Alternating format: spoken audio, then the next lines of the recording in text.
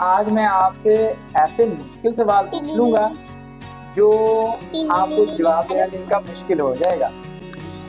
آپ تو مجھ سے مشکل سوال پوچھیں کیونکہ پچھلی دفعہ آپ نے مجھے سوال کے جواب. میرا پہلا سوال آپ سے ویک کے ڈیز جو ہوتے ہیں ان سے متعلق ہے, ان کے ناموں سے متعلق ہے.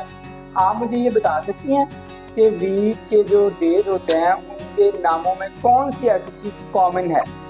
Monday, Tuesday, Wednesday, Friday, Saturday. اوہو, یہ تو سوال میرا جو ہے وہ رک گیا. اب میں آپ سے نیکسٹ سوال پوچھوں. نیکسٹ سوال ہمارا جو ہے نا وہ ایک فروٹ کے متعلق ہے. وہ جنگلوں میں اگتا ہے, اس کو پلانٹنگ بولتے ہیں. پلانٹنگ وہ ٹھیک جو ہے, ہمارے یہاں بہت زیادہ.